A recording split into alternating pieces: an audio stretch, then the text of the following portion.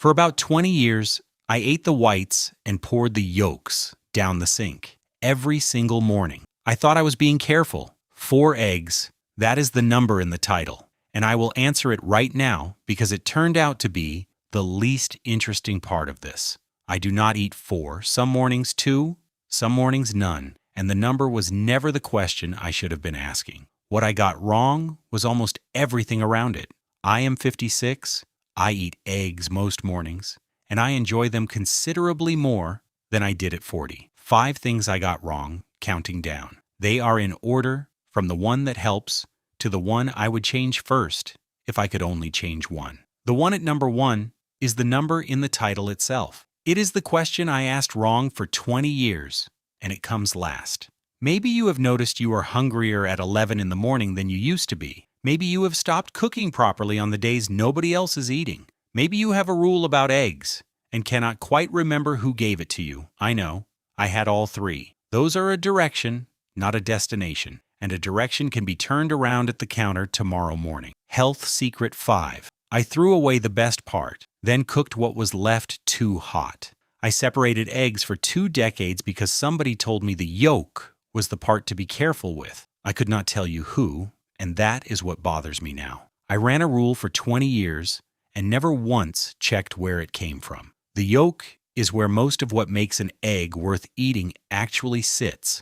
Take it out, and you have warm water that has been persuaded to stand up. What I did to the part I kept was not much better. Hot pan, high flame, in and out in 90 seconds, brown at the edges, and rubbery in the middle. An egg is not really a thing you fry. It is a thing you warm until it sets, and past a point the heat turns it into something most people do not want to eat. So I changed 2 things in one morning. Nothing got separated, and the dial went near the bottom for 4 minutes instead of 1. The first few were bad.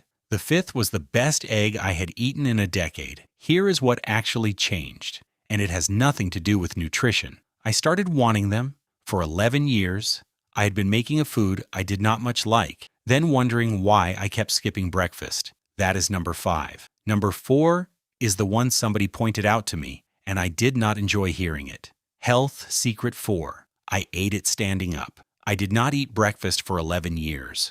I collected it, standing at the counter with my coat half on, 4 minutes, usually while looking at something in my other hand. Sitting down felt like a thing you did when you had time, which I had decided I did not. What I found out is that a meal eaten standing up in 4 minutes does not register as a meal, not to your morning and not to you. You have technically eaten, and you do not feel like you have, which is a quietly miserable way to start a day. So I sat down. That is the entire change, and it cost me 6 minutes. What changed was that I stopped arriving at 11 o'clock feeling cheated of something I could not name. That is number 4, and it is the one I would have laughed at. Number 3 is about what was on the plate beside it. Health secret 3. I was counting the eggs and ignoring the plate. The only question I asked at breakfast was how many, never what else. An egg on its own is a small breakfast. An egg with something alongside it is a meal, and a meal is what carries you past the biscuit tin at 11. What goes alongside is up to you and your budget. Toast, a tomato, mushrooms, beans out of a tin, which cost almost nothing and are already cooked. If chewing is not what it was, scrambled soft with beans beside it does the same job with none of the work. So I stopped asking how many eggs and started asking what else is going on this plate. The 11 o'clock hunger did not vanish, but it stopped running my morning. That is number 3. Number 2 is a rule I did not know I was following. Health secret 2. I had decided eggs were a breakfast food. Nobody decides this out loud. You absorb it and then live by it for 40 years. The useful thing I learned about protein after 50 is that spreading it through the day works better than loading it into one meal and eating almost none until supper. Not more of it, just spread out.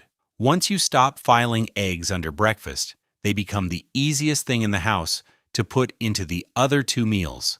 A boiled egg on a salad at lunch. 2 eggs scrambled at 7 at night when cooking properly is not going to happen. A palm-sized piece of fish, a cup of yogurt, a tin of beans, a couple of eggs. Those all do a similar job, and none of them need a recipe. So I let the egg out of breakfast. What changed was the 6 o'clock slump, which had been the flattest hour of my day for years. That is number 2, which leaves the number in the title. Health Secret 1. 4 was never the question. Every version of this conversation I have had was about a number. How many is too many? How many a week? How many a day? Is 4 all right? I asked that for 20 years and never got an answer I could use, and I want to tell you honestly why. The number is not where the decision lives. 2 eggs cooked slowly, eaten sitting down with a tomato and a piece of toast on a morning you would otherwise have skipped is a genuinely good breakfast. 4 eggs eaten standing at the counter in 90 seconds because you are already late is 4 eggs.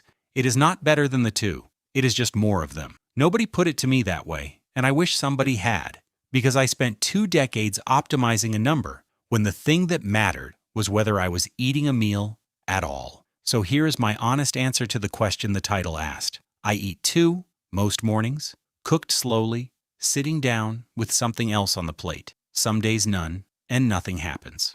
The week I ate 4 2 days running, because there was nothing else in the house, nothing happened then either. The number moved around for 20 years while I stared at it, and what actually changed my mornings was turning down a dial and sitting on a chair. That is number 1, and it is the one I would change first. Your day, start to finish. Here is how all 5 sit in a real day, in the order you meet them. Morning, nothing gets separated and nothing goes down the sink. The heat goes near the bottom of the dial, and it gets 4 minutes instead of 1. Something goes on the plate beside the egg, and it can be beans, a tomato, a piece of toast. Then you sit down with it, which is the part I skipped for 11 years and the part that mattered most. Midday, the egg is allowed out of breakfast, boiled and cold on whatever you are already eating. Evening, on the nights cooking properly is not happening. 2 eggs is a real supper rather than a failure. None of that needs a shopping list. The honest part. Here is the real timeline. Within a week, you will notice one thing, and it is small. You enjoy breakfast more. That is not nothing.